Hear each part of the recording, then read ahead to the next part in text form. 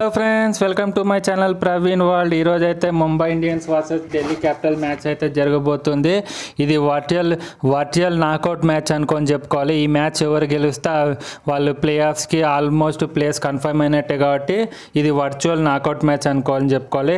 ఈ మ్యాచ్ గురించి మనం డీటెయిల్గా అనాలిసిస్ అయితే చేసుకుందాము. అంటే బ్యాటింగ్ గురించి, బౌలింగ్ గురించి, రెండు ఎంఐడిసి బ్యాటింగ్ బౌలింగ్ అన్ని గురించి అయితే క్లియర్గా అయితే డిస్కస్ చేసుకుందాం. మనం ప్లేయింగ్ 11 ఎలా ఉంటుంది, పిచ్ కండిషన్స్ ఎట్లున్నాయి, మిగతా అన్నీ మనం చేసుకుందాం. లాస్ట్ ప్లేయింగ్ 11 అన్నీ మనమైతే డీటెయిల్గా అయితే ప్రివ్యూ అయితే చేసుకుందాం. ఫస్ట్ అయితే పాయింట్స్ టేబుల్లో చూసుకున్నట్టయితే 2 మ్యాచ్లు అయితే మిగిలి ఉన్నాయి. ఎంఐకి 4th ప్లేస్లో అయితే ఉంది 14 పాయింట్స్తోని. డీసీ కూడా ఏం ఎక్కువ దూరం అయితే లేదు, ఒకటే పాయింట్ వెనుకబడి అయితే 5th ప్లేస్లో అయితే ఉంది డీసీ 13 పాయింట్స్తోని. ఎంఐకి అయితే ఈ మ్యాచ్ ఈ మ్యాచ్ గెలిస్తే వాళ్ళకు ప్లే ఆఫ్ స్పాట్ అయితే ఆల్మోస్ట్ కన్ఫర్మ్ అయిపోయినట్టు ఇక ప్లే ఆఫ్స్కి. ఈ డీసీకి అయితే ఈ మ్యాచ్ గెలిస్తే మాత్రం ప్లే ఆఫ్ స్పాట్ కన్ఫర్మ్ కాదు, కానీ ఇంకా వాళ్ళకి ఆశలు ఉంటాయి. ఇంకో మ్యాచ్ గెలవాల్సి వస్తుంది. లేకపోతే ఇంకోటి ఏంటంటే 2 మ్యాచ్లు గెలిచినా కూడా మిగిలిన రిజల్ట్స్ మీద ఆధారపడి ఉంటుంది. ఎందుకంటే అప్పుడు పంజాబ్ ఎంఐని ఓడగొట్టాల్సి వస్తుంది. కాబట్టి 2 టీంలకు కూడా మంచిగా సీజన్ అవుతుంది. మంచిగానే అంటే ఒక మ్యాచ్ స్టార్టింగ్ మ్యాచ్ మంచిగా ఆడి, ఒక మ్యాచ్ మంచిగా ఆడకుండా మంచిగానే ఆడుతున్నారు, పర్వాలేదు. 2 టీంలకైతే ఈ మ్యాచ్ అయితే చాలా ఇంపార్టెంట్ అనుకొని చెప్పుకోవాలి. ఎవరు గెలిచినా almost all play of spot confirm అయిపోతుంది. కాబట్టి నాకౌట్ మ్యాచ్ లెక్క అనుకోవాలి.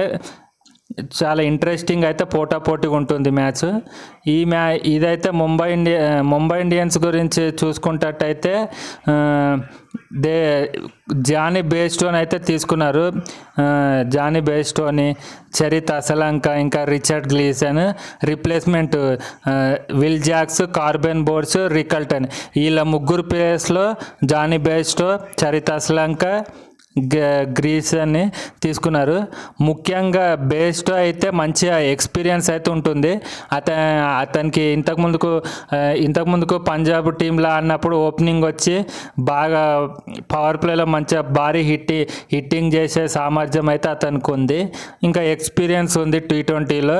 ఇంకా వికెట్ కీపింగ్ కూడా చేస్తారు. కాబట్టి ఈ సైనింగ్ అయితే ముంబై ఇండియన్స్కి అయితే చాలా ఇంపార్టెంట్. ఇంకోవైపు అయితే ఢిల్లీ క్యాపిటల్ చూసుకుంటే కేఎల్ రాహుల్ అయితే ఓపెనింగ్ తీసుకొస్తాడు. అతని ఎక్స్పీరియన్స్ అయితే వస్తుంది. కేఎల్ రాహుల్కి తోడుగా ఫ్యాబ్ డూప్లెసిస్ అయితే ఓపెనింగ్ చేస్తాడు. ఇక నెంబర్ 4లో అయితే అక్షర్ పటేల్ అయితే వస్తాడు. కాకపోతే డీసీకి ఏంటంటే ఈ సీజన్లో ఓపెనింగ్ పార్ట్నర్షిప్ అయితే వాళ్ళు ఇప్పటికీ ఆల్మోస్ట్ ఆల్ 8 పార్ట్నర్స్ అయితే మార్చిండ్రు. వాళ్ళకి అదే ప్రాబ్లం ఉంది. పర్టిక్యులర్గా ఒక ఓపెనింగ్ పార్ట్నర్షిప్ అన్నది అయితే దొరకట్లేదు. ప్రతి మ్యాచ్లో ఓపెనింగ్ పార్ట్నర్స్ని అయితే చేంజ్ చేసుకుంటూ వస్తూనే ఉన్నారు. ఇంకా మనం పిచ్ కండిషన్స్, స్టేడియం గురించి చూసుకున్నట్టయితే ఈ మ్యాచ్ అయితే ముంబైలోని వాంకడే స్టేడియంలో అయితే జరగబోతుంది. ఇది చాలా పెద్ద మంచి గ్రేట్ గ్రౌండ్ అనుకొని చెప్పుకోవాలి. ఇక్కడైతే వాంకడే స్టేడియంలో అయితే ప్యూర్ బ్యాటింగ్ పిచ్ అనుకొని చెప్పుకోవాలి. ఎందుకంటే ఇక్కడ షార్ట్ బౌండరీస్ అయితే చాలా చిన్నగా ఉంటాయి. రన్స్ అయితే చాలా ఈజీగా వస్తాయి. 4s 6లు అయితే చాలా ఈజీగా వస్తాయి. బ్యాటింగ్ పిచ్ అనుకొని చెప్పుకోవాలి. ఇక్కడ ఫస్ట్ ఇన్నింగ్స్ యావరేజ్ స్కోరే 175 అయితే ఉంది. ఇంకోటి ఏంటంటే సెకండ్ బ్యాటింగ్ అయితే చాలా ఈజీగా ఉంటుంది. ఎందుకంటే సెకండ్ ఇన్నింగ్స్లో డ్యూ వస్తుంది కాబట్టి చేజ్ చేయడానికి ఈజీ ఉంటుంది. కాబట్టి టాస్ గెలిచిన వాళ్ళు ఎవరైనా ఫస్ట్ బౌలింగ్ ఎంచుకుంటారు. ప్లేయర్స్ ఫేస్ ఆఫ్ చూసుకున్నట్టయితే బుమ్రా వర్సెస్ కేఎల్ రాహుల్ అనుకొని చెప్పుకోవాలి. బుమ్రా కూడా మంచి ఫామ్లో ఉన్నాడు. ఇంకో సైడ్ కేఎల్ రాహుల్ కూడా లాస్ట్ మ్యాచ్లో అతను సెంచరీ కొట్టి మంచి ఫామ్లో ఉండు. బుమ్రా కూడా రీసెంట్గా మంచి ఫామ్లో ఉండు. కాబట్టి వీళ్ళిద్దరు కీ బ్యాటిల్ పవర్ ప్లేలు అయితే చాలా ఇంట్రెస్టింగ్గా ఉంటుంది. ఇంకో సైడ్ కుల్దీప్ యాదవ్, సూర్యకుమార్ యాదవ్, ఈ బ్యాటిల్ కూడా చాలా ఇంపార్టెంట్ ఉంటుంది. సూర్యకుమార్ యాదవ్ ఆడే వెరైటీ షాట్స్కి, కుల్దీప్ యాదవ్ వెరైటీ మిస్టరీ స్పిన్నర్కి, వీళ్ళిద్దరికైతే చాలా పోటీ ఉంటుంది అనుకొని చెప్పుకోవాలి. వీళ్ళిద్దరు బౌలింగ్ బ్యాటింగ్ అన్ని విధాలుగా ఏ డిపార్ట్మెంట్లో చూసినా కూడా చాలా బాగున్నారు అనుకొని చెప్పుకోవాలి. కాకపోతే డీసీకి ఏంటంటే మెయిన్ ప్రాబ్లం వాళ్ళు ఓపెనింగ్ పార్ట్నర్షిప్ ఒకటి సెట్ చేసుకుంటే బాగుంటుంది. ఇంకో సైడ్ ముంబై ఇండియన్స్ అయితే చాలా రోహిత్ శర్మ కూడా మంచి ఫామ్లో ఉండు. ఇప్పుడు అతనికి తోడుగా రికల్టన్ ప్లేస్లో జానీ బేస్టో వచ్చాడు కాబట్టి వీళ్ళిద్దరు బాగా ఎక్స్పీరియన్స్. ఇంకో సైడ్ రోహిత్ శర్మ కూడా మంచి ఫామ్లో అయితే ఉన్నాడు. రీసెంట్గా లాస్ట్ 3-4 మ్యాచ్లలో హాఫ్ సెంచరీ చేసుకుంటే మంచిగా ఉంది కాబట్టి రెండు టీంలు అయితే పోటాపోటీగా టగ్ ఆఫ్ వార్ అన్నట్టయితే మ్యాచ్ జరుగుతుంది. ఫస్ట్ ముంబై ఇండియన్స్ ప్లేయింగ్ 11 చూసుకున్నట్టయితే రోహిత్ శర్మ, జానీ బేస్ట్రో, సూర్యకుమార్ యాదవ్, తిలక్ వర్మ 4th రౌండ్లో, తర్వాత హార్దిక్ పాండ్యా ఆల్రౌండర్ కెప్టెన్, నమన్దీర్, తర్వాత 6th ప్లేస్, తర్వాత చరిత Sri Lanka new signing, Deepak Chahar, Trent Boult, Jasprit Bumrah, Richard Gleeson కొత్త బౌలర్ ఇతను కూడా. ఇంకో side DC playing 11 చూసుకుంటట్టయితే KL Rahul, fab du Plessis, Abhishek పోరల్, Sameer Rizvi, Axar Patel, Tristan Stubbs, Ashutosh Sharma, Vipraj Nigam, Kuldeep Yadav, Natarajan, Mustafizur Rahman. ఇది డీసీ ప్లేయింగ్ 11, ఎంఐ ప్లేయింగ్ 11. ఇదే ఉంటుందని అయితే చెప్పలేం ఫ్రెండ్స్. ఆల్మోస్ట్ లాస్ట్ ఏమన్నా చేంజ్ అయితే చెప్పలేం, కానీ ఆల్మోస్ట్ ఇదే ఉండొచ్చు అని అయితే అంచనా మనది. ఇంకా మన ప్రెడిక్షన్స్ చూసుకుంటట్టయితే ఎంఐకి అయితే ఇది హోమ్ గ్రౌండ్ కాబట్టి ఎంఐకి అయితే చాలా అడ్వాంటేజ్ ఉంటుంది. ఇంకో సైడ్ సూర్యకుమార్ యాదవ్ కూడా చాలా రెడ్ హార్ట్ మంచి భీకరమైన ఫామ్లో అయితే ఉన్నాడు. వచ్చినట్టు స్ట్రైక్ రేట్ ఆల్మోస్ట్ 150 to 200 మధ్యలో పెడుతుండు ఆల్మోస్ట్ స్ట్రైక్ రేట్ కాబట్టి స్కై అయితే చాలా మంచి ఫామ్లో ఉన్నాడు. రీసెంట్గా కొన్ని మ్యాచ్లో తిలక్ వర్మ కొద్దిగా ఫామ్ డిప్ అయింది.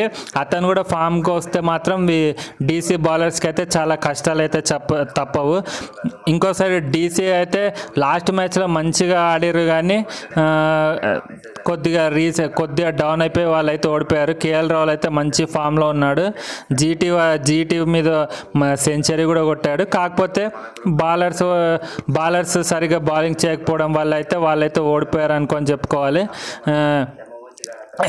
డీసీ ఇంకో మళ్ళీ కేఎల్ రాహుల్ ఎక్స్పీరియన్స్ మీదనే ఆధారపడి ఉంది. అతనికి తోడు డూప్లెసీ కూడా మంచిగా ఆడినరంటే చాలా బాగుంటుంది. ముంబై బ్యాటింగ్ ఫస్ట్ ఇయర్స్ అయితే వాళ్ళైతే 180 to 200 దాటియాలనే చూస్తారు. ఎందుకంటే డీసీ బౌలింగ్ చేస్తే మాత్రం ఎర్లీ వికెట్స్ అయితే తీయాలి. ఎర్లీ వికెట్స్ తీయకపోతే మాత్రం డీసీకి అయితే కష్టాలు తప్పవనే చెప్పాలి. ఎర్లీ వికెట్స్ తీయాలి కంపల్సరీ.